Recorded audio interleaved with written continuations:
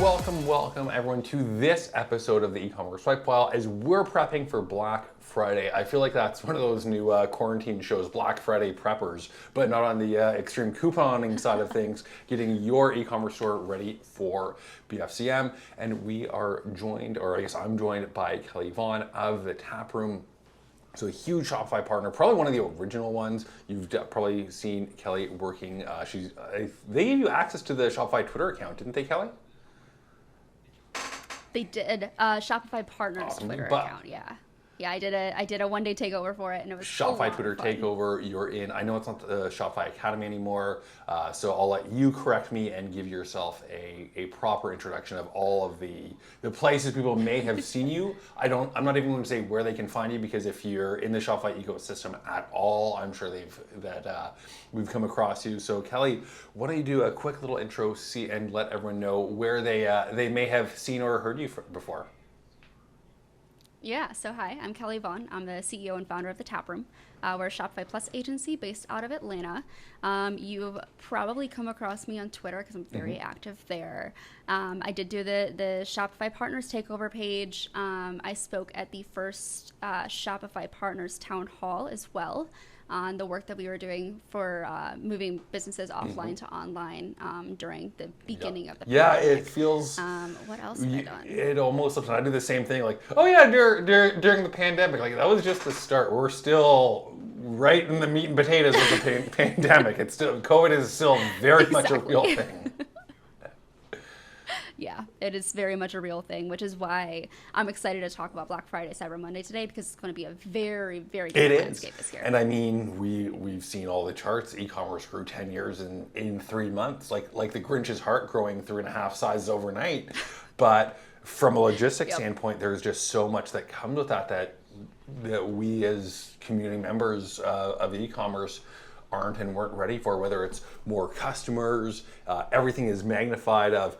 maybe you got asked a question once a week before and it's not such a big deal, but now you're being asked 3-4 times a day and just losing time and your conversions because you don't have the answer to that, or you've had to completely overhaul your product line just because people are buying different things now. And as we talked about it, it feels both like a lifetime ago and last week. So with BFCM coming up fast, with everything being online, and there's no reason not to think that it won't be the biggest shopping day in your store's history, especially if you have acquired a lot of new first-time customers. How can we really start to get ready now? We're recording this the first week of August, so it's Black Friday is probably 112 days away at this point. It'll be about 100 days away when you're listening to this, or sooner.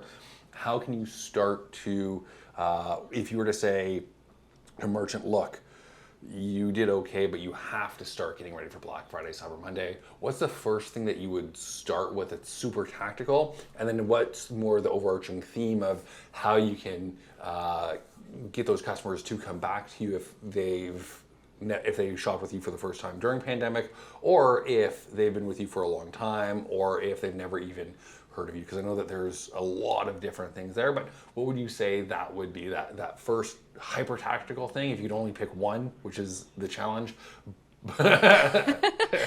Yes. That's a really tough place to start. I mean, there's a lot we could be unpacking here. I think the most important thing, especially for businesses who were around last year, is take some time to analyze last year's Black Friday, Cyber Monday. And I know a lot of businesses have been pivoting.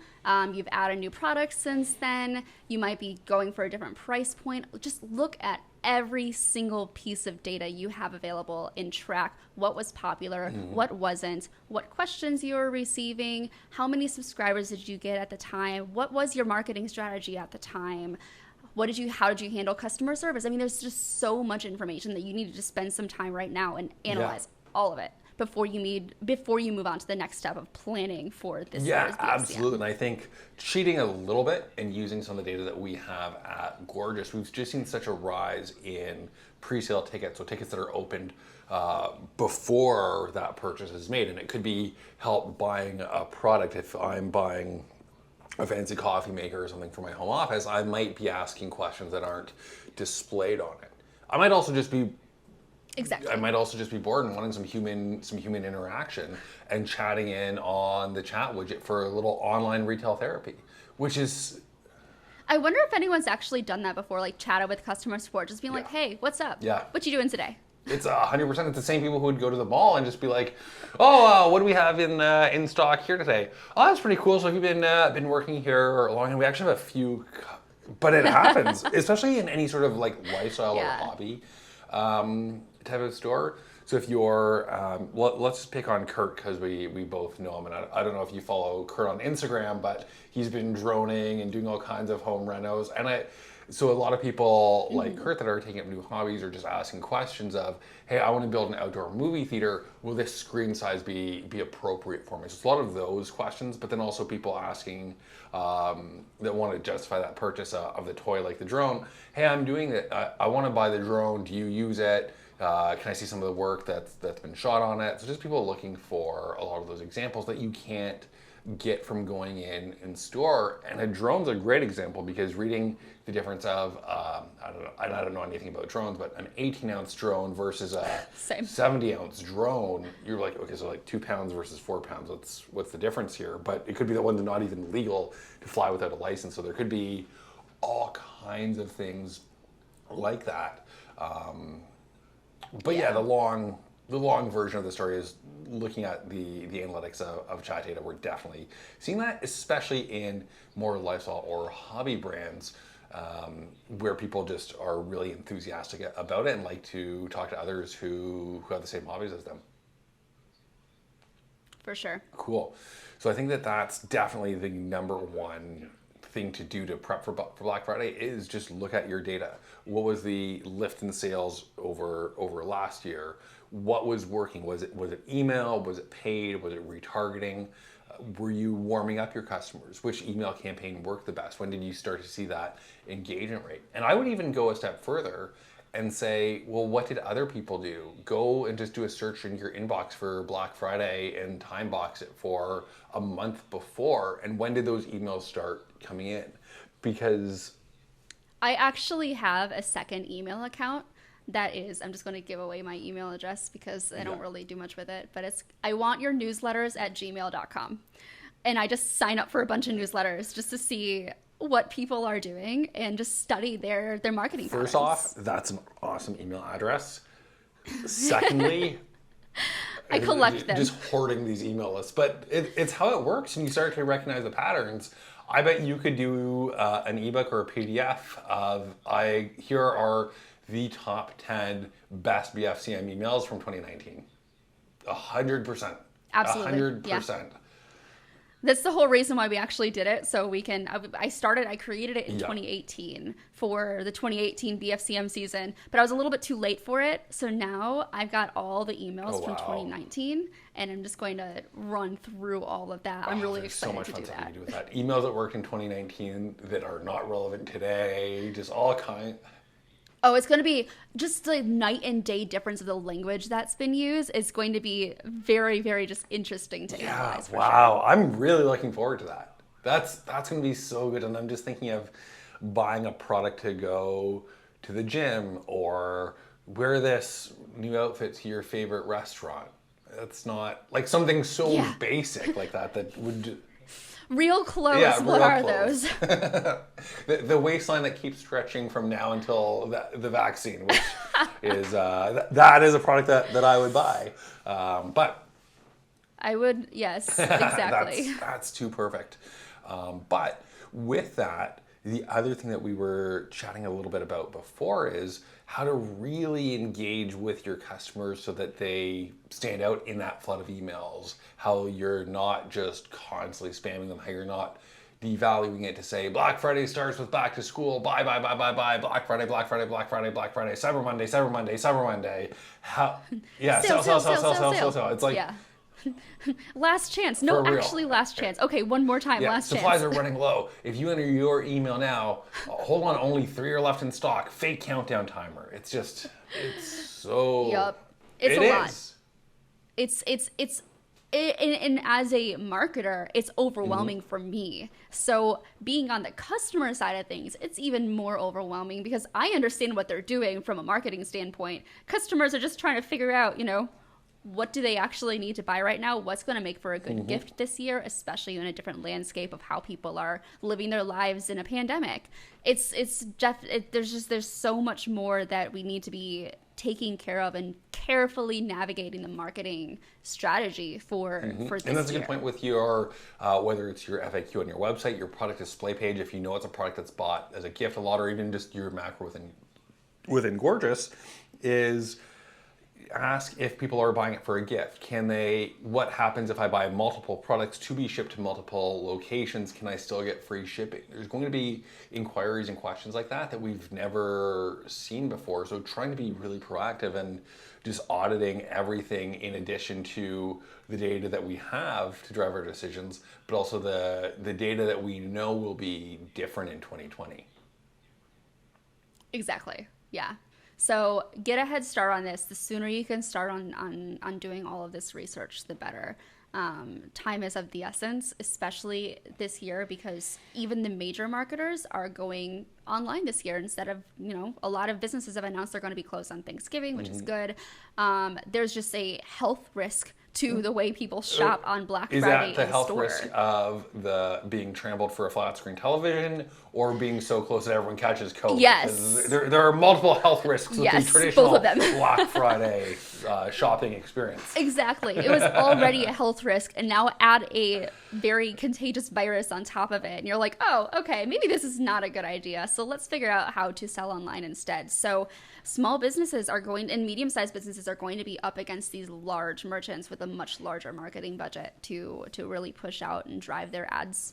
And it's going to be you need to find a way to stand out from the crowd. Absolutely. And I think that really segues nicely into what we wanted to get into in this podcast. But what are some of those unique ways that you can engage with your visitors between now and Black Friday? So even if they're not ready to purchase, keeping them in that purchase mindset without spamming their inbox so that they just mark as read or something like that. So what are some of the ways, either you're working with your clients or just ways that you had wished you had come up with that you've seen? That I've got a couple of creative ones, but I'd love to hear what you've seen and what you've been doing.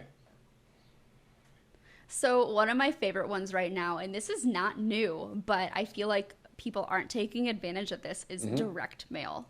Like, you have their address, send them like a postcard or something just to cheer up their day. Like, it doesn't have to be a marketing tool. Like, that's the whole point. You don't have to be promotional in every single email, every single conversation you have with a customer. Just check in on them, see how they're doing, ask them just a fun question. Like, I have a merch store for myself, and instead of marketing emails, sometimes I'm just like, happy Friday, here's a GIF.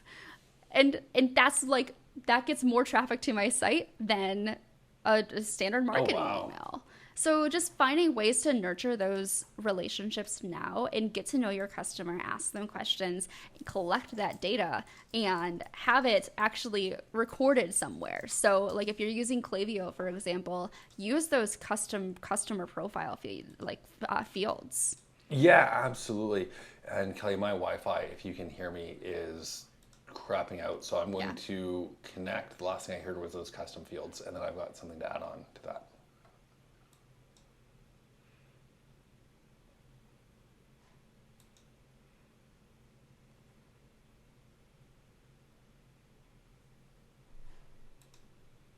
You're back. You're gone. Hey, can you hear me now? Hello. Perfect. It was cutting off a little bit. Thankfully, we have the local recording. So the last thing that I heard was use those custom email flows in Klaviyo after sending direct mail. Perfect. Yes. Yeah, and that's such a great point with direct mail, or everyone's talking about SMS marketing, text message marketing. Put a number to text in for that and say, hey, we thought you know what would make my day better? $50. Here's a $50 gift code to our store. Use between now and the holidays. Yeah. And then anyone that texts in, then you have a super high mailing list, and you can even super segment this to be your VIP customers, either within or then obviously in Gorgias, but within Klaviyo, with even just exporting your customer list out of Shopify, so you see how much they've spent with the address, doing a mail merge and sending that to your top 100 customers, especially if you also have that customer data that you know they have a minimum of 10,000 followers. So then you're running essentially an influencer program while re-engaging your best customers. And the best customers are probably the ones that talk about you the most. I think Exactly. And the ones who talk about you the most are the ones who are really, happy with the service they're getting. They're happy with their products. They're happy with the overall level of customer service. They're just happy with your brand in general. So really don't take advantage of your customers. That's a really weird thing to say. Treat your VIP customers, make them feel like they're special, and they will return absolutely. that And it's so tough when you are a customer and you see influencers they don't care about the brand, just shelling out products. There's always something to be said for using actual customers in your promotions. And even if it's, hey, we're looking to get more lifestyle shots of people using our products at home. Here's $100 for the website. Choose whatever you want and just send us the photos that we can use in our ads. And it's those customers who do spend that money with you that will do that for you. And even if you do that with, a dozen customers or 20 customers, and you give up $2,000 worth of revenue, you can also send them some overstock product, and they will scream from the mountaintops about how much they love your brand and why they shop with you. You can do a lot of cool things like that to almost create a movement from that starter handful of customers. But you can't do that if your website's not optimized, if your customer support sucks, if your data is just been shoveled into the equivalent of a burlap sack and isn't organized. You really do have to start early, cleaning everything up and having that system in place so you can do the fun stuff. You really do, and it gets overlooked. And the first half of the year, we talked a lot about conversational commerce and shifting to being able to talk to your customers on your website or pre-sale. If you don't have good support already, you're not going to reap those benefits. And if you don't have that good customer data, you're not going to be able to do those fun things.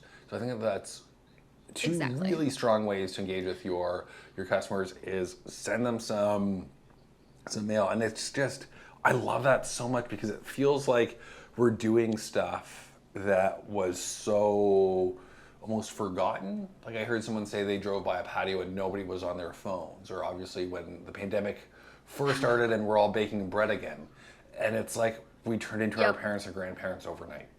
And I think part of that is getting that nice tactile envelope and do something cool. Make it a souvenir branded "Where were you when the pandemic hit" that you can put up on your wall of tchotchkes behind you. Do something cool and tactile, and that's a souvenir like that. I love that. So Kelly, I think that's a great teaser for your new podcast, Commerce Tea. You're going to be doing a much larger Black Friday episode, going really in depth into a lot of strategies. Where can people find more of you if they're not familiar with you already?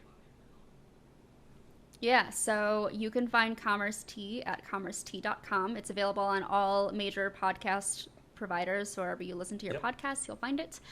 You can also find us on Twitter at Commerce Tea. You can find me at Twitter at KVLLY. Awesome.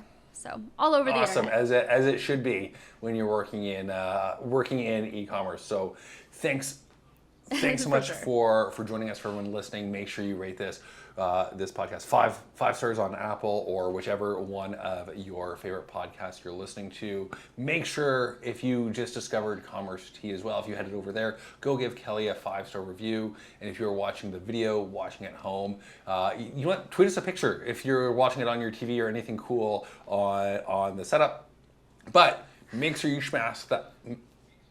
Make sure you smash the thumbs up button. Make sure you smash the subscribe button. And don't forget to hit that share button. Share this video with everyone. Share it with your mother-in-law. They want to see us talk about e-commerce. That's right. This is the best Christmas gift you could give to us. We're getting ahead of ourselves. The holiday gift guide, socks. No. Sourdough starter. Get out of here. This video is what your So March 2020. Everyone has a starter already. It either died off or they're keeping it better than you can keep yours. They don't want more starter. They want more e-commerce videos, and we have you covered. So glad we could deliver.